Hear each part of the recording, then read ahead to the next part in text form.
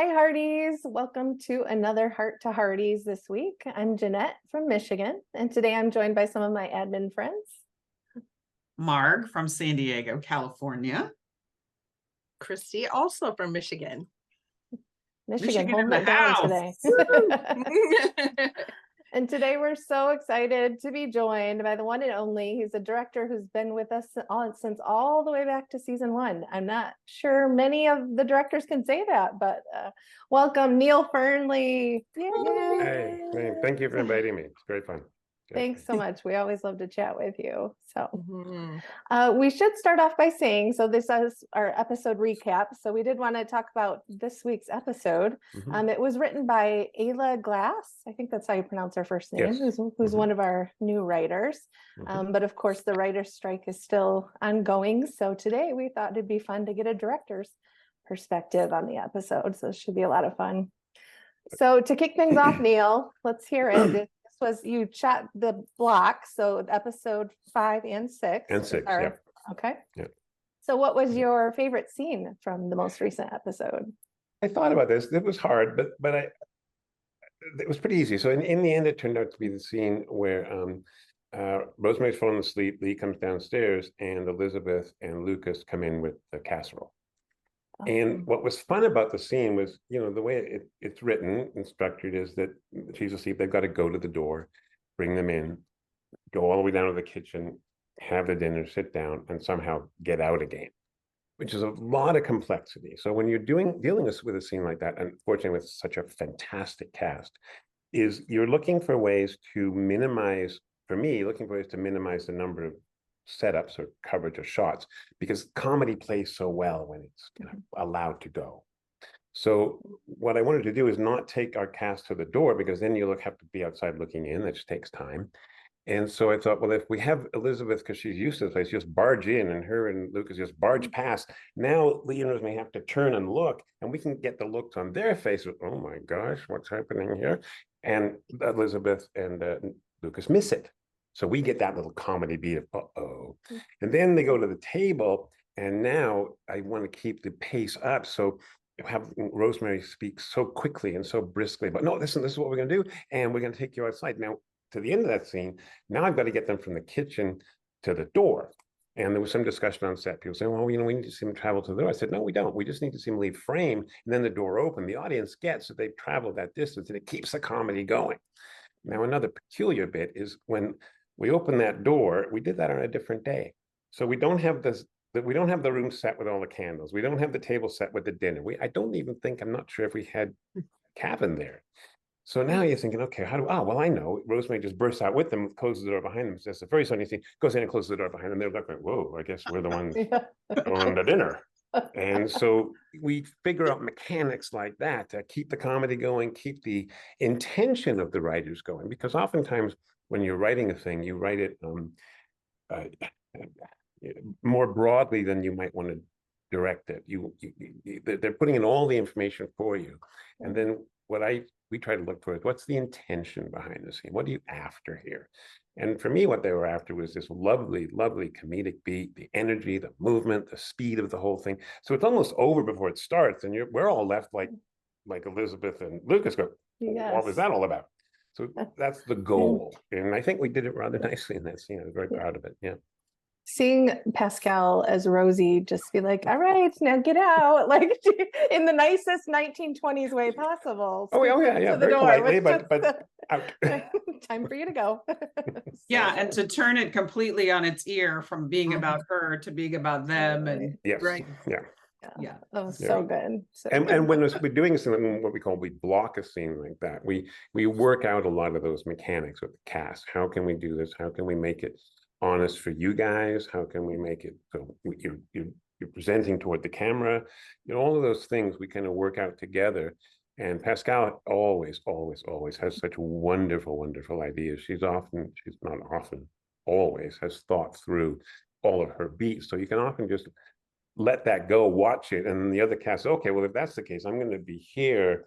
And we did I'm not going to give you away what it was, but we did a scene this year where we were blocking it, and Pascal and Aaron in the scene together, and I turned to my director of photography and said, this will just be a oneer. which means just one shot, no coverage. And Pascal overheard this. Oh, can we do that again? I wasn't thinking. I was presenting myself so there was coverage. And she did the whole thing again just as well, even more brilliantly, but in a way that we didn't have to go to close-up. So the actors think like this and help us. We help each other to kind of make sure that we're giving you guys the most fun show we can give you. So Wow. Brilliant. Yeah. Well, that's the perfect segue into talking about that's very romantic private dinner that Lucas set up on Rosemary's suggestion. And he broaches the issue, you know, little Jack has drawn this beautiful purple castle with 3 turrets, you know, the works. And of course we heard, you know, that Lucas wanted to surprise Elizabeth, but then he does broach the issue with her at this lovely dinner. And initially Elizabeth's approach is kind of soft. She's, you know, continuing with the joke and says, you know, will there be a moat? And but then they start to dance and she has this very distressed look on her face. Hardy Renee Chin Hatfield from Worcester, Massachusetts, said that the date sort of echoed for her Jack and Elizabeth's first date. It did have some of those qualities. And of course, that was the room where they had their wedding reception, their first dance. So were we supposed to be thinking about all of that? And tell us about that distressed look. Well, Renee, great question, and I'm glad you brought it up. I would say we weren't thinking about the parallel with Jack. That wasn't in our minds at the time. What was in our minds was sort of this dynamic that played through the entire episode. And so let's just talk about Lucas for a second. Here's a chap who is he's in love. He has grand ideas. He's got great ideas. And we see in the card game scene, he's going to build his house for her. And Bill and Hicken think about that. So he does. He thinks about it. And he, in fact, because of the picture he got from Little Jack, he broaches it to her. And of course, from Elizabeth's perspective, that's a bombshell. That's wait a minute, hang on a second. So while she's polite about it and kind about it, she's processing it. So what we were going for at the end there was her processing. Wait a minute. And you'll see at the end of that, he looks at her and she smiles. It's just, what the heck is going on here? That's kind of more than I thought about. So she processes it. And then we go to the scene where he's leaving, actually not coming in, he's leaving after having the evening together. And she tells him what's on her mind. And he listens, he hears. Okay, I hear you there. All right. Okay, well, let's figure something out here. And then we have the resolution to that, which is when she sits with Rosemary and she explains why this is important to her. And we get Rosemary's distress, which and she related to, I'm not that upset, it's just I'm really tired because we're also playing the arc that the two of them had this very exhausting time with their new baby.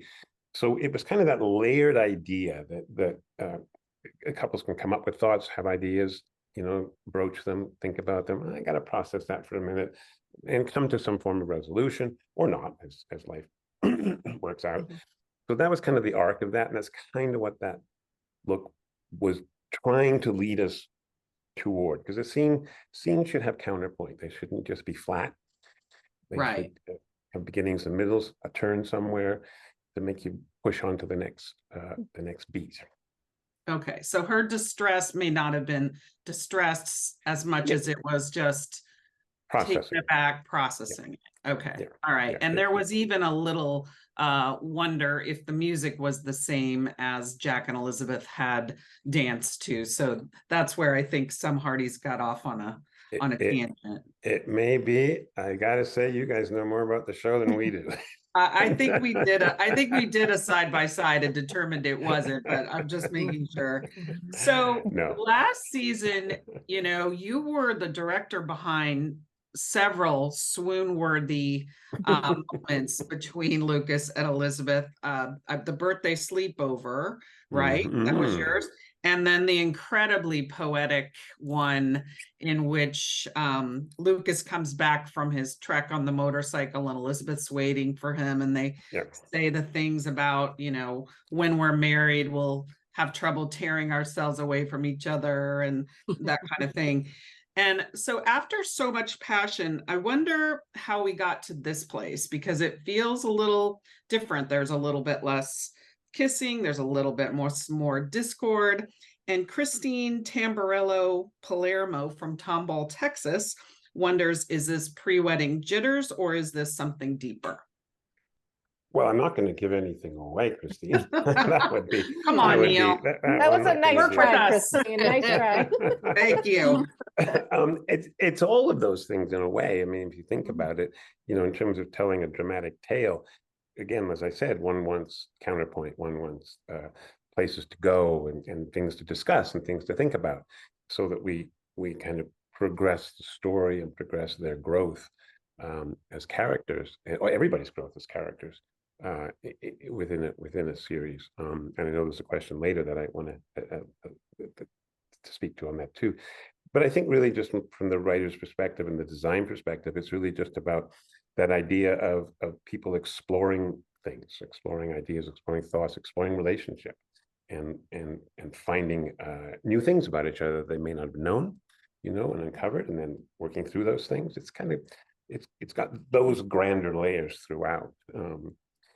One thing I must say about the scene after the motorcycle race, if I may, I don't know if we talked about it last year, but it was originally a nighttime scene, and we decided that we wanted to do a daytime scene. And we got this great body language where we moved the set to the gas station. We get this fabulous body language, and there's an accident that just happened. It was magical. And so we're also looking for things like that when we do this. So the things that, you know, you know, I know when Phoebe Waller-Bridge got her Academy Award for acting and writing Fleabag, and she said the director kept telling me that wasn't the writer's intent. Well, I'm the writer. And she held up the image and said, I guess he was right. It's that idea that we find things that the writer may, oh my gosh, I never even thought of that. Right. You know, and we add them to give flavor and give texture and to give depth to the stories as we go. Yeah. And give you guys some surprises. Yeah, I love that you brought up growth, because, you know, Lucas said, I want to give you the world, or I would give you the world. And it does feel like his impression of what he would give her is limitless. Yes. And it does feel like she's retracting a little bit. Maybe her whole world is right there in Hope Valley, and so they've got to come to some understanding about that. How come they're not able to compromise right now? Well, I think we're halfway through the season, not even episode 5. Yeah. So we've got places to go. So we're in the middle. Okay. So if you think about it, in the middle of something, when we tell a larger tale, you want to have these dips and rises. And so if they compromise every single time, you guys would find another show to watch. You say that, but Hearties sometimes, sometimes they're like, oh no, we could use some closure. We could use it. You'll get it. We're going to trust the experts on this. We're going to trust That was Neill's really nice way of telling us, guys, be patient. It's cool. Right, exactly. Oh, you met my wife. You said it way better than us. Well, in last week's chat with Beth Stewart, she shared with us that in the birth scene, Elizabeth became a mother figure to Rosemary in that moment. And we see that throughout episode 5, that mothers are nurturing other mothers. How did this theme enter into this storyline for you? This lifeline of women on the frontier, and they're everything for everyone. Well, for me, these are my favorite scenes. I mean, the thing I personally, as a director, that I love about this show is that it's about people connecting. It's about people finding ways. It's about, you know, all sorts of wonderful things. I mean, over my career, I've done science fiction, I've done action scenes, I've done all sorts of things, but I have always more than ever enjoyed scenes where people are talking about how they feel, and in particular, scenes about women talking about how they feel. And it's what I love about this show more than anything. And I mean that sincerely. I keep doing this show. My agent keeps saying, let's go do an action show. I said, been there, done that, not interested. I love this. When I sit down and I'm doing a scene with Aaron and Pascal, or Pascal and Kevin together. Oh my gosh, we just have so much fun. And to me, those are I just get riveted by that, Explosions are, whatever, they're fun, press a button, you say action, something blows up and you're done, moving on. But sitting with 2 or 3 people in conversation, exploring how they feel about life, that to me gives me my greatest pleasure. So it's the main reason I love this show, because we try to reach for that. I think there was some suggestion that last night that perhaps Elizabeth was being a little selfish and, kind of clinging to Rosemary in the same way that's clinging to her. So can you just speak to that a little bit? That's interesting. I didn't see it that way. I mean, that's the fun thing about this. We all take from it what works for us. Sometimes, we see things. I mean, if you mean selfish in the sense that, now I can understand this, and selfish in the sense of taking something from Rosemary, is that what the intention of? Well, I think that Lucas wants her to embrace their new life together, and she's kind of saying, I have this life and it's really important to me and I want to make you a part of it. And so I think that's the mother nurture piece of it, is like they're family to each other, that's her family. And so it's Lucas. I mean, if I look at it that way, it's Lucas coming into this family. So there's that lovely little scene with the 4 of them at dinner where we did it in one shot on purpose. We designed it so I didn't need to cover it. So you saw them together and they toast at the end. And he says, it's wonderful to have friends, family like this. It's that. So rather than selfish, we see it, I think, as more, this is our family. Hope Valley. It's not so much, arguably, Hope Valley is an ensemble cast with a lot of people. Could it be about anyone? I think it can, because Hope Valley is an idea, and so it's embracing that idea.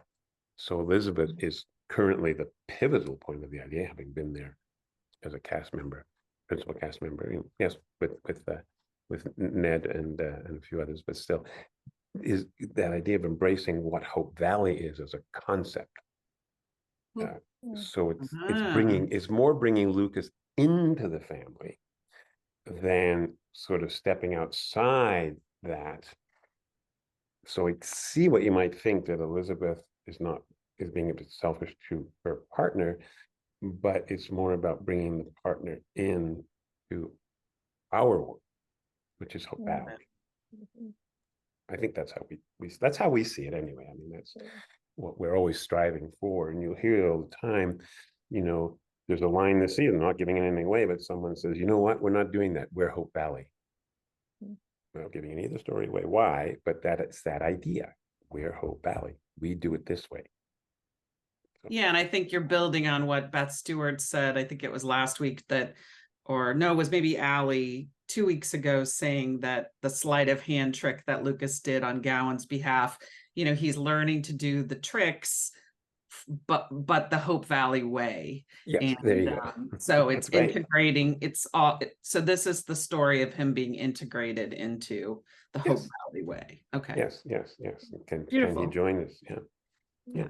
The first scene of the show last night really showcased what your role as a director was. Felt very intimate with Bill and Madeline. They're in the corner in the booth. Can you tell us about your hand in that scene? Oh, thank you for that. That was my hand in that scene. The idea was that they were just in sync, and I just had this thought that if I cover that, I can't play the synchronicity. I've also somehow got to get Ben to the table. Yeah. And so I thought, okay, so I'm going to play this. I'm going to play this as a profile 2-shot with the synchronous thing. I'm going to have her son go through at the end and just turn and say, bye, mom, I'm on my way to school. You don't need, I feel you don't need any more. Now, Yeah. people may have thought, oh, why didn't we have coverage or whatever. Now to get Ben's shot, what we did is we took a window out of the saloon, took the cameras outside and shot back through the open hole to get Ben to that's come to the so table cool. so that I could do that shot. But I very much wanted it just to show two people in sync. And the only way to do that was to have this beautiful profile. You know, in the old days, it used to be, they used to say television is close-up medium, but we all have, that was when we had little tiny TVs, you know, and then the screen, the image wasn't very good. Now we've got big TV sets. You know, you'll see people aren't always getting right in here anymore. We're getting a little wider because you can still see the performance. You can still see what's going on. So I just took that idea and thought, okay, let's do this. And they were both very receptive to trying something where they both tried to pace their movements exactly to each other. So you saw connection. There was comedy and connection together, and not a lot of just fast cutting that would take away from that. So yeah, that was me having fun. Well, and even the simple action of when they first sat down, they brought the coffee and they did the switch with the cream and sugar. That in that tiny little moment conveyed that it was clear they'd been doing this regularly at this point. Just that simple action that can convey so much. I thought. And to let that play wide, not to go into coverage to show that, because then you're busy watching the cuts, but to let you see that connection. And we worked the mechanics out. The performance mechanics out in great detail. We ran it a couple of times to make sure, you know, took ideas from the actors. What if we do this? What if we do that? What if the, and even as you have to think about when Ben sets it down, everything has to be on that tray in a way that makes the movement precise. So it's a dance, it's a choreography, and all of those details we work out in advance. Yeah. I don't know that actress's name, but she's manipulating there, but it's I don't know, it's very well done. It was very well. And that's the idea behind it is, you know, what are people's motivations, and what's often the surprise, what I'm sure you guys are the same, everyone's the same. I think when we watch television, we always here at home, we'll put it on pause, say, okay, so I think what's going to happen is, and the rule in our house is you can't say, I knew that was going to happen. You're not allowed to say that. You have to have said it in advance. Well, my wife is always right. My wife's never wrong. But you have to say, okay, I think that this is happening. Okay, well, I think it's this. And okay, we'll watch the rest of the show. Wrong again. Neill Fearnley's game to watching. I'm gonna have to adopt that. That sounds really fun. I think we need to invoke that with Hearties. No saying I knew that was going to happen. We need the receipts. Yeah, you don't get to say it afterwards. Right. That's too funny. Can I ask briefly, talking about Madeline, when there are new actors that come in a season 10 like this, with a show that's been on for so long, a cast that have been friends for so long, is there, as a director for you, how much of a role do you play? I mean, I would think that would be really nerve-wracking and we have the new Bandit this year. There's quite a few new faces we've seen. As a director, do you play a role in like their comfort level, or is that mostly cast trying to make them feel comfortable? Or? It's everybody. I mean, it's my job to do that for sure. I mean, with actors, they all have a different way of working, a different process, you know, and my job is to quickly figure out what that is for them so that I can give them what they need, so that they can bring their best to the performance. I mean, it doesn't matter, you're absolutely right, it doesn't matter how experienced you are, you get on the floor and everybody goes deathly quiet while you open your mouth for your first lines. You got to be terrified, you know. I'm still terrified. I read an article about Steven Spielberg. He's still terrified when he goes to set, you know. I mean, so it's like we go to set pretty nervous about how this is all going to work. So you want to give that comfort to new cast members coming in on any time, but certainly after the show's been up for so long, give them comfort, find out how they work, what they like to do, and make them feel like they're part of the team as quickly as you can, really. Well, in 10 years, goodness, all the number of new faces you've seen that you've had to help in that process is a lot. Yes, it's fun. It's fun. It's why I do the job. I love it. Yeah, really neat. Well, we really loved the scene with Henry and the children building together. Really showed a new side of him. So enjoyable to watch. Can you talk a little bit about shooting that scene? Particularly, we loved the shot when they come back the second day and the kids are all just kind of waiting for him and he's Yeah, like, oh my yeah, word, where'd you come yeah, from? yeah. Can you was talk a fu- little bit about shooting that? Yeah, I mean, actually, Martin, he said, what if, we had something else in mind, I can't remember what it was. He said, but what if I come around the corner, they're just standing there and we're going to pull back. And I said, oh yeah, let's do that. I mean, we had something similar in mind, but not as quick a reveal, so there's that work together. One of the things about Henry Gowan that I love it, he's probably, not probably, I think he's the character who has evolved the most, from this draconian black suited manager of the mine to look at the colors he's in now and look at how he is now and just him trying to embrace a different life given all the trauma he's been through and growing and evolving. So for us, that scene, Elizabeth talks him into it and he goes, what do you mean the kids are going to be here? Oh my gosh, and all of them? Okay. And then seeing him embrace that and finally helping plant the plant and all of that, and Martin's such a delight to work with. It's just, he kind of pulls into that, and he was talking with me when I was doing the last block a few weeks ago, and he said, this character has been so much fun to watch him grow and to see him change. So it really, shooting that scene with the kids, and when you're shooting with kids, there's all sorts of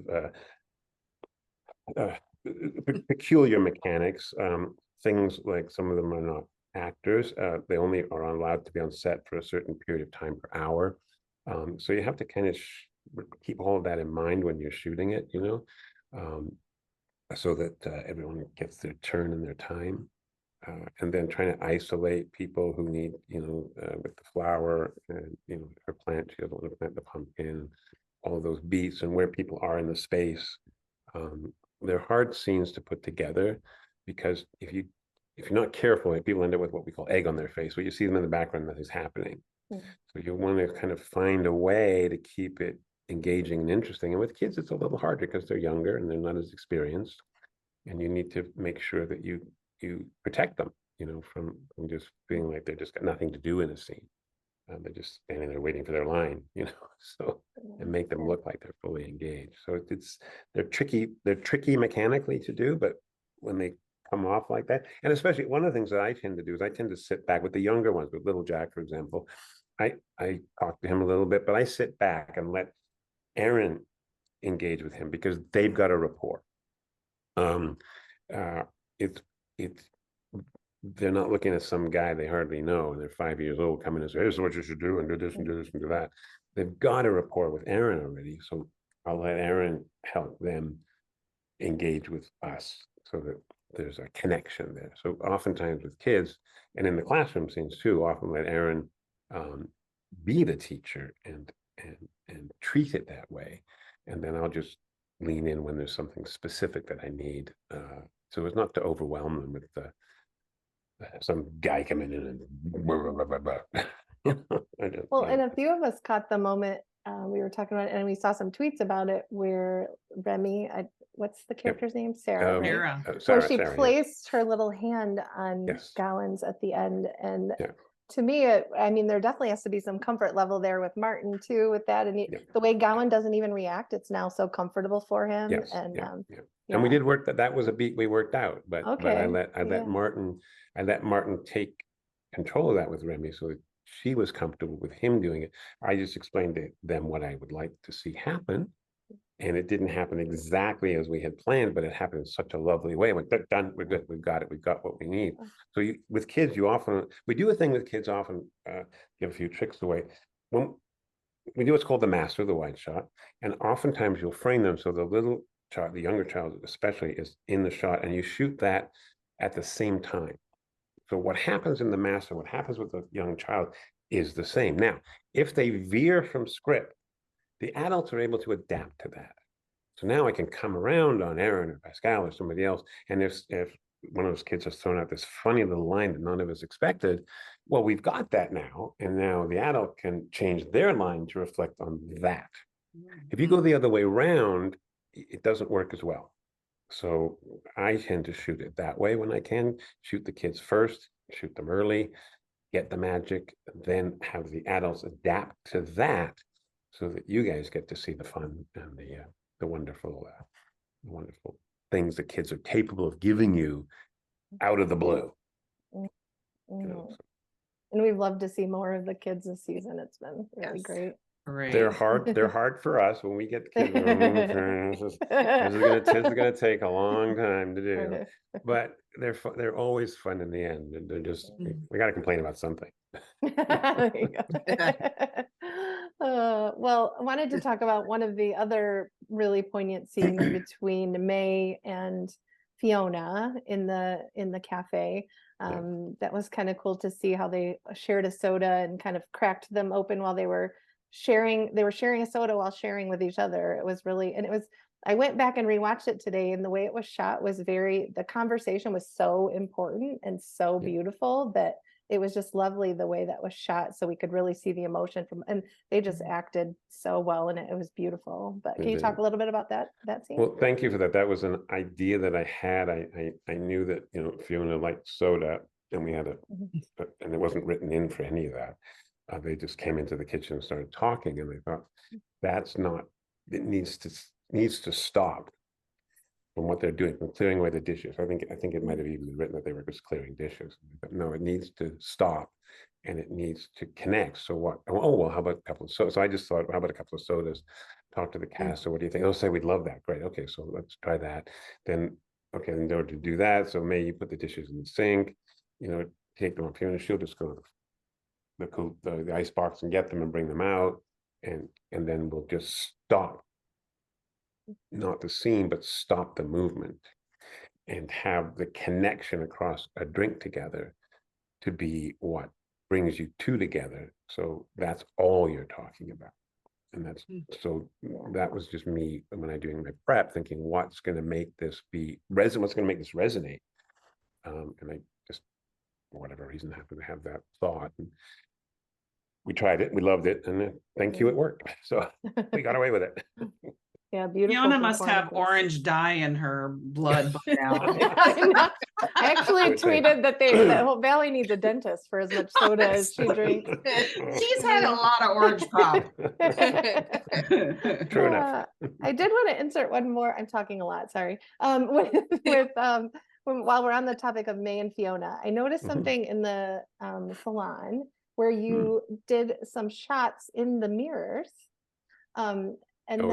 And then also there was another mirror shot in the saloon with when Lucas and Elizabeth walk in, and you see them. So Hickham's over to the left, and then you see them in the mirror. I can't imagine shooting scenes utilizing mirrors is an easy thing to do. Is that quite the dance to make those happen? It's a little bit. I mean, I like them. We all like them when we can use them, because it allows you to see both sides of a conversation at the same time. It allows you to see action and response when two people are across the space.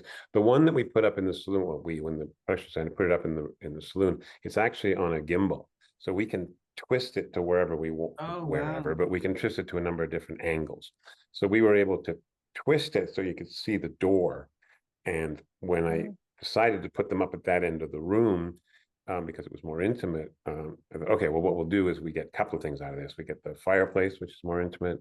We get this corner, which is intimate. We get the open space for the dance later, which is nice. And oh my gosh, there's a mirror. Well, I also get that too. So it was more a matter of how do I bring them in and do two things. So now so she's outside, and you're going to bring them into the room. So let's think of it for a second. So either I bring them through the door and they go, and I cut to what they see, or I open the door and I cut to what they see, and we go back for, with a mirror, I get both. So when you see them go through the door, you see what they see, and you see them reacting to what they see without all at once. So, and the same thing in the salon. That scene in the salon was originally going to be a oneer in the mirrors. We designed it and started working on it. And as we started doing the master, I thought, yeah, this is going to need coverage. This isn't going to work, because the thing with the mirror, if you think about it, if the actor is 6 feet from the mirror and the camera is 9 feet from the mirror, you know, that's 15 feet from the focal plane. So they look like they're 15 feet away, not 6 feet away. So you got to be careful, because now they look too small, too far away. So once I started doing the scene of, no, I didn't think this through properly. We'll just use it at the opening, we'll get into some coverage and we'll let it go. So it's things like that. You might have an idea at night thinking about it, and in the morning, that wasn't the best idea. Let's fix cool. this. Well, also in that salon scene, these are the tiniest little things, but it's got to be director magic. The abruptness of the tourists, they're just like, it's, what is that? What is that, that she's having? And what is that logo that you're showing? I mean, it's just like you're showing the little bit of abruptness of tourists compared to the sort of flowiness of Hope Valley. And we know as the season goes on, that's going to clash, but you planted those seeds. It was cool. It was really cool. Those are fun to do. Well, those are always fun scenes when somebody, but it comes in. Fun to do. Several Hearties have remarked that season 10 so far feels like classic Wind Calls the Heart. Like it echoes the earliest seasons. Dahlia Hansa, I know I'm mispronouncing this, Constantine from Arlington, Virginia wrote that. What do you think might account for that, Neill? What's contributing to that feeling? That's a great, I'll be honest, I don't know the answer to that directly. It's great that that's the feeling though, it may be just a comfort level that we've settled into something too, because we are ourselves a family. This crew keeps coming back. We've had a lot of our crew been there for a long run, and so there's a kind of so that infuses things, from the production team on down, the writers and everybody else. It just infuses that idea of we want to go back to Hope Valley. We all talk about it when we get there. That we all, in the first day of shooting, we all talk about our family, our families, our crew, and our cast. So if there's anything there, I don't know that it's overtly trying to echo the beginning seasons as much as it's us being Hope Valley. Weird way to put it, I know, but it's weird. We're there, and we know what it should be. And yet new people arrive, a new showrunner, new writers, new other people, new actors, new players. So you must be very good at we indoctrinate them very quickly. Too. We indoctrinate them very, very quickly. Very cool. Well, let's talk about the camping scenes. That must have been fun. From a visual standpoint. And, I don't think we've had Kevin and Viv. Have we had Kevin and not that I recall. Scene partners before? I don't think so. So that was nice. And then, always we love the father-daughter moments. So maybe tell us a little bit about filming those. It was fun. I mean, I was really happy. It was fun to get a scene with the two of them together with the Kevin and Viv to play that. And then the sort of the dynamic of how it built up that he came. One of the curious things about that location is there's a lot of trees put in the shot to make it work. So about, I don't know, I'm going to think here, about 30 feet to the left and behind me is all the hot springs and all of that stuff. And a massive condor with a 20-by-foot lift over top of me. And that's literally, I could reach out and touch it. On the right are the oil derricks. Are on the right, and they're hidden by trees as well. So in the shots, we had to put a tree. We had moved trees into the shot to hide the oil derricks. We're hiding a bunch of stuff in that scene. And then the other thing was putting the tents up. We had to figure out what's the angle will work for the wide shot. So we put literally that set. It looks like the middle of a forest. It kind of is in the background. But everything was placed to make it all work. Even when they come through the trees, we had only one very tiny sliver of an angle to bring them through the trees on either side when they were leaving and coming. So we didn't see the oil derrick in a town beyond it. So having built all of that and getting all that constructed, then we get in and start shooting. And it was just so much fun to do, the log splitting scene, and the two of them sitting and chatting together. And then the singing scene at the end. Originally, that was going to be a night scene of them singing at the end. But again, with youngsters who we can't play past 10 o'clock at night sometimes, and other constraints that we have, I said, let's just make it an evening scene where, you know, sun hasn't gone down yet, it's going down, they're stopping for something to eat, it doesn't have to be night. And it's still, I think was even more beautiful personally, visually to do that. So it's all of those things together. Those four were really fun together. I mean, you know, they're always so much fun to work with, you know, Angela and Allie, they're great fun together. And yeah, it was that whole sequence, and the sequence of the pond was a lot of fun for us to do. And that's just our pond by the town, by the way. We just Right, find right. an angle. It doesn't quite look like the pond by the town, but Yeah. it is the pond by the town, which I'm sure you all know. Did Vienna actually sing there, or was Yes. that added later? No, we sang there, but we Oh, had wow. to do some work post with it. We should Okay. actually, we're talking about today, because we're going to do more scenes like that. One of the issues we have is live instruments. We want to be able to separate the voice and the instrument so we can control them. And she, for her comfort, she wanted to play it and sing it, and we made it work, but Okay. it allowed her to kind of have the rhythm of the song. So when you're doing music, Wow. often it's mechanically tough stuff to make it look right, because Mhm. you need to have all those elements separated. Vienna asked if she could do them together for her comfort, and we worked out a way to make it work. But we typically don't do that. We have an instrument that doesn't. When you see them playing the piano's dead, for example. It doesn't make any noise, Right, right. and then we add that later. It's easier with pianos than it is with guitars and ukuleles and drums. Pianos are She pretty really easy. played that ukulele. Yeah, well, she can play it. Yeah, she can play it. Wow. Yeah. Even more impressive. Yeah. Talent. And the singing at the end? Yeah, that's her. Walking had to be a Well, little challenging. That was a little easier. Oh, really? Okay. Just the four of them kind of walking was a little easier, because there was no instrument involved. So we just mic them and say good luck. And they can isolate Pitch that. pipe, So yeah, it was okay. Well, pretty they all easy. have such great voices too. They It's hard really to do. just Yeah. let 'em- We let have 'em a go. cast. Yeah, Beautifully. we have a cast that can all sing. We all wanted to do a musical version. I think it would kill us. We wouldn't have the time to do it, but it wouldn't fun with it. Just do a whole mute. They're all singing every line of dialogue. Would be fun. Oh, Amazing. ballet opera. I love it. Mhm. Well, we have Arlene Eisenberg from Maryland wonders how it gets decided who will direct what episodes. I make my You've take and directed other a people lot can of do them. it. No, it's not like that, no. With most shows, there's a supervising director. In that case, it happens to be me, and the regular directors, and there'll be guest directors. Now, we've been mostly not having guest directors until very recently. So I typically open up the season, because I've been there the longest, and close the season and do one in the middle. Kind of backing away from that a little this year.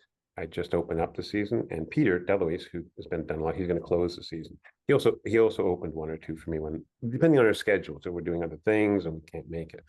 On top of that, we have guest directors. We've sort of new people we've sort of bring in to just have another flavor, a different look at the show, and give people another opportunity. You don't get to pick. In our jobs as episodic directors, we don't get to pick our scripts. They give us dates, and you get your script, and it's very rare. I've been on a show where I got to pick my scripts, but it's very, very rare. You say, okay, here are my available dates, let's say, and then you get episode. If it blocks you like we do, 1 and 2, or 5 and 6, or whatever, and then you read your script. And as a friend of mine said to me years and years and years ago, you may not like the script when you get it. By the time you go to camera, it's got to be your favorite script ever. And so that's kind of what we do. You read a script and go, oh boy, I wish I didn't. I mean, I did a show called Haunting Hour, and sometimes you get a script, oh, I wish I hadn't gotten this one. this one is either too big, too hard, or doesn't work. But by the time you go to camera, you love that script. You just do. You're the champion. You're the cheerleader of that script, and you've got to go to work with that intention. And all of us, most of us do. That's our jobs. So there is that idea of the supervising director, who often starts out the season and closes it, just because they're the one who kind of knows those usually the big episodes, as well. They'll be given the big episodes to do, and in many respects, they would point me toward the big wedding scenes, or there's a scene coming up. I know you're going to want to ask about it in episode 6. But we have a lot of big shows. So when a guest director comes, our scenes, I mean, when a guest director comes on, I'll help them explain how we do it and why we do it that way. Not that they're not good directors, but here are the challenges that this show has with kids and horses and babies and Model Ts and period costumes, and it's got peculiar challenges. So we've learned to do it this way to help ourselves out as directors and deliver a good product. So my job is to help them. And this year I've been doing more of that. So I'm not directing as many episodes this year, so I can help with that. Well, Paula Sura from Philadelphia asked what steps you take to make sure a period piece is a period piece in every shot. We have a lot of departments working on it.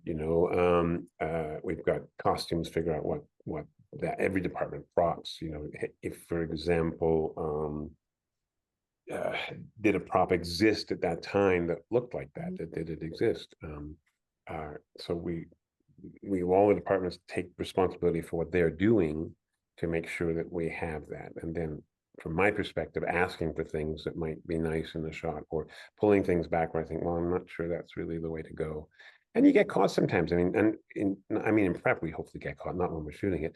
But I go in and say, was that period? And actually, yes. We may think, well, surely that didn't come out till the 1950s. And then you'd see the research. Oh my gosh, 1912. I had no idea that it's been around that long. Because we just think. So everybody does their homework and tries to figure out, did it exist before? Do we have it? Do we have something like it? And sometimes we can't. We're not dead accurate. We fudged it a little bit based on what we can get, because think about it for a second, just the cars, to get these cars, they're not around much anymore. Here's a fun fact. This is now 1920 this year. Did you know in the United States, there were only about 8,000 cars in all of the United States in 1920. By 1929, there were over 13 million. Whoa. So in Wow. the roaring 20s, they roared a lot. No kidding. Wow. Yeah. So when you're trying to find stuff that there's not a lot of it, and trying to get it and bring it forward, it's a challenge. But our props department,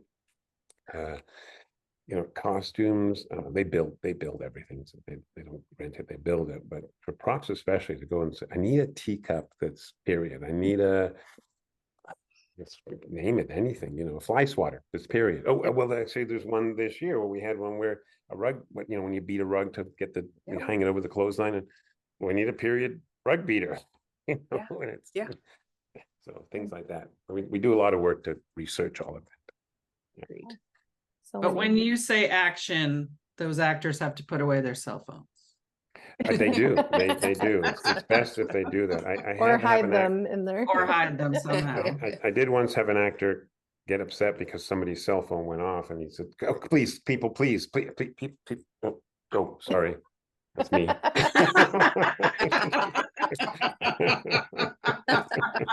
Well, there you go.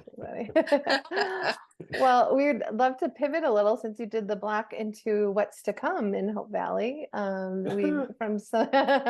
course, we won't twist your arm too much for spoilers, but a lot of the promo pics and videos previews for next week show a lot of big crowd scenes. So we've got a bunch of tourists gathered at the hot springs, and it looks like almost the whole town gathered in the middle of town for some kind of dinner coming up. So I remember talking to you about the traffic scene last year. Oh yeah. I'd love to hear about those big crowd scenes this year. The crowd scene at the hot springs wasn't too bad. Again, we've got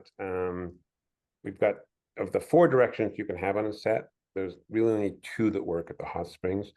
One of the directions, there's a big red barn from the property next to us that we have to hide. Okay. And backwards, looking up the hill where the waterfall is, and all of that, none of that exists. That's all just the fact, because that's where we put all the gear. All the gear's there, the lifts, all of that stuff's there. And then if we're looking that way, we do visual effects and put them on it. So that one wasn't too bad. The barbecue.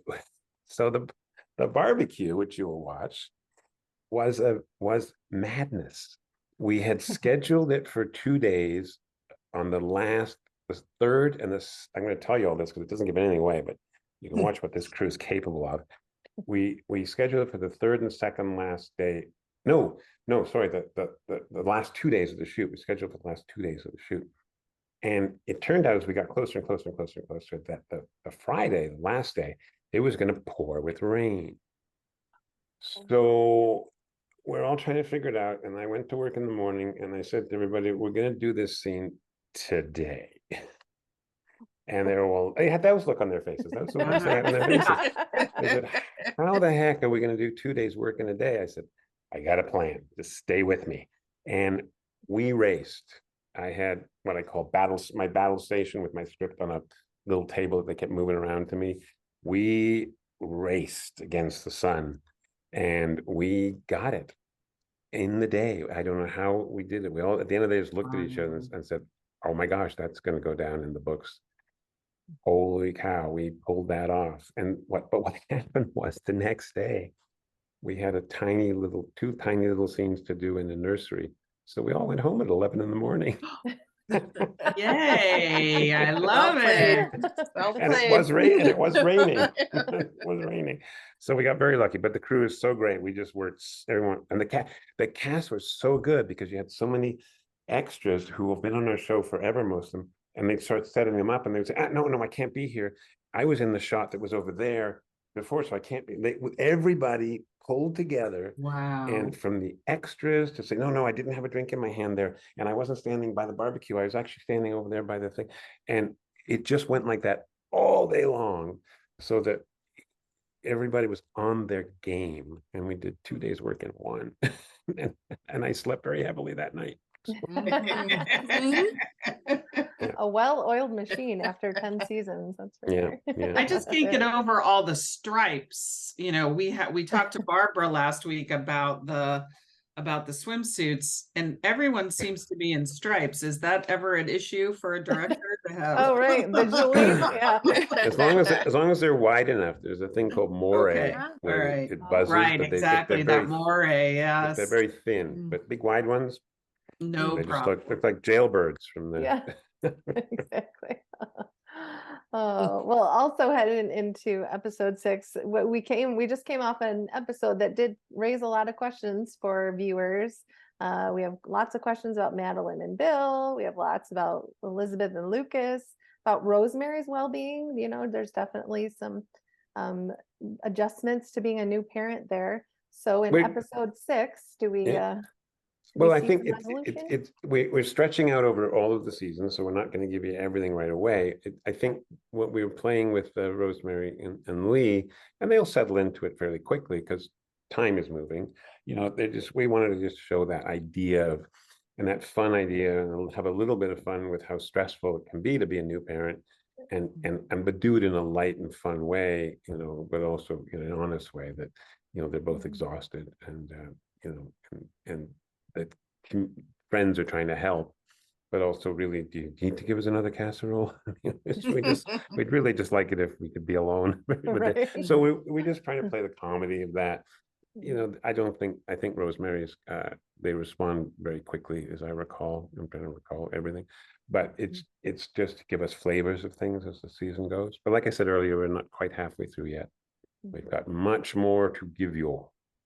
Yeah, it sounds like all 3 of those things we just brought up we'll be dealing with the whole season. So. Yeah. Not so much the little baby, I don't think, but